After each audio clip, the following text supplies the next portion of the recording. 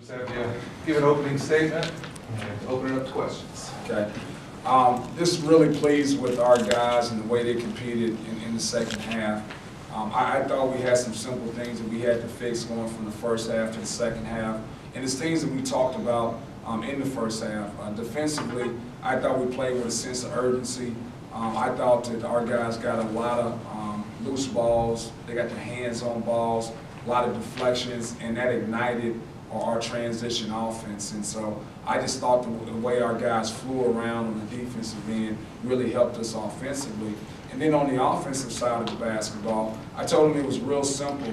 They run a matchup zone, but you can't get wrapped up in the zone. All you have to do is like penetrate, throw the ball behind you, shoot it, or throw the ball inside the tray. It's that simple. And so our guys executed that in the second half. But it was easy to execute those things because we were running out so much because of our defensive execution. And I thought our guys, I told them, like, we have to get an identity.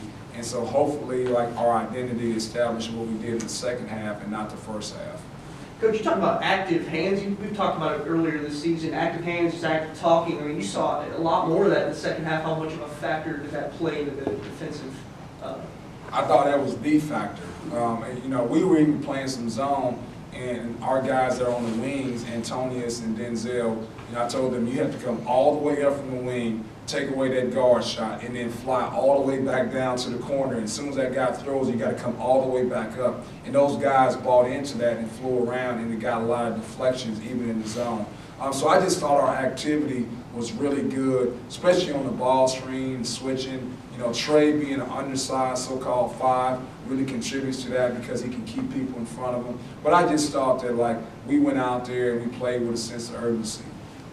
Yeah, you kind of look, I mean, obviously Trey's numbers stand out the most, but I mean, a person to me stood out to me. Jamal Calvin, nine assists.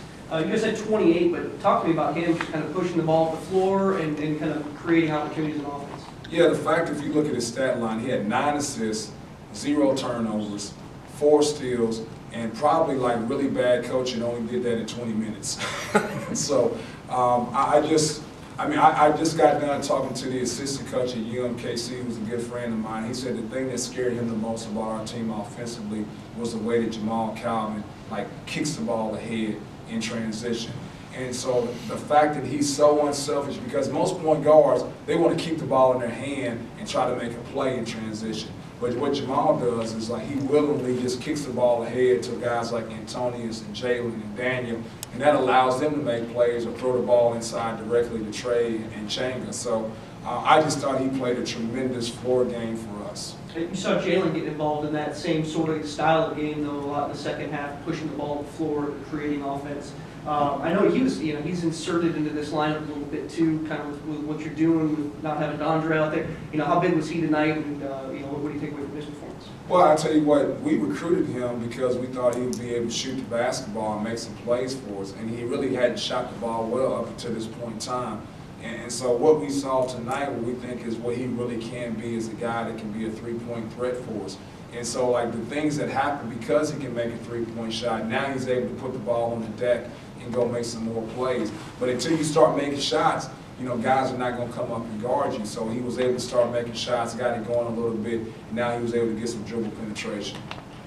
In terms of kind of how that first half started, I know they jump out to kind of a 10-0 run, lead there to start the game. Was it sort of tentative that you guys were playing? You know, what was going on with kind of what you guys did to start the game? Well, I thought that we didn't attack.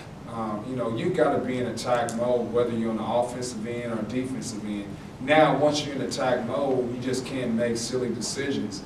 So I thought we were really passive on the offensive end. We just kind of passed the ball around the horn. And, you know, I told guys before the game that if you're getting the ball against that zone and just putting the ball above your head and reversing the basketball, and getting the ball above your head, reverse the basketball, I can put managers out there to do that. You know, like you guys on scholarship, we need you to make plays. And I thought now guys had the willingness to get into the gaps and go make plays, and that's what made the defense kind of sink in, and now you were able to kick the ball out for three-point shots.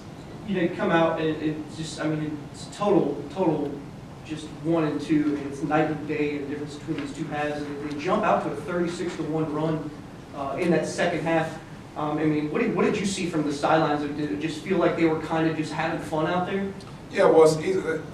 I always say this, like when guys are playing well on the offensive end, the reason they're playing well on the offensive end is because they're getting stops on the defensive end. Nobody's really good taking the ball out of the net and then setting your offense and walking down the court. But when you're able to like push the ball up the court and have fun and play in transition, you see guys out there making threes, and now you go back and guys are excited, and now they're even more intense on the defensive end. So I just saw like a building of momentum because of the way we were playing on the defensive end.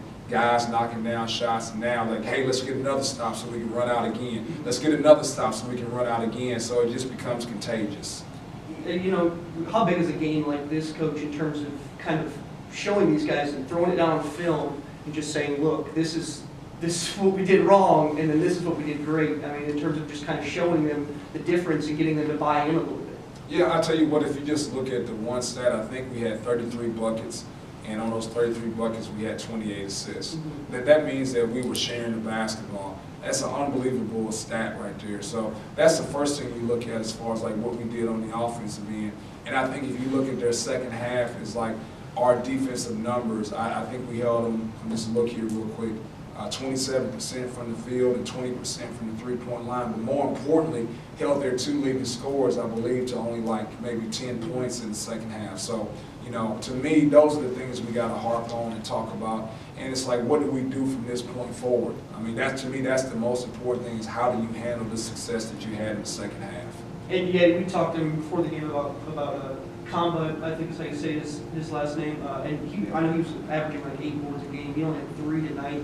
Did you see a pretty concerted effort there in terms of boxing him out and keeping him out of the paint?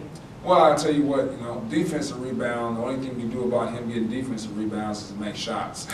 So take away opportunities for that. And then on the other end, offensively, he's not your prototypical four-man. He's really similar to Denzel in that fact. So because they take so many threes, he goes and gets long rebounds. In terms of the three-point shooting, you said 28 shots against UMKC was a lot. You got 34 tonight, but I mean, you guys are just knocking them down. Was it more so a rhythm, or were you guys just really able to kind of get the ball on the floor and make those shots? Yeah, probably 34 threes is too much, but if you look at it in the scope of things, I thought our three-point shooting in the first half probably was like rushed.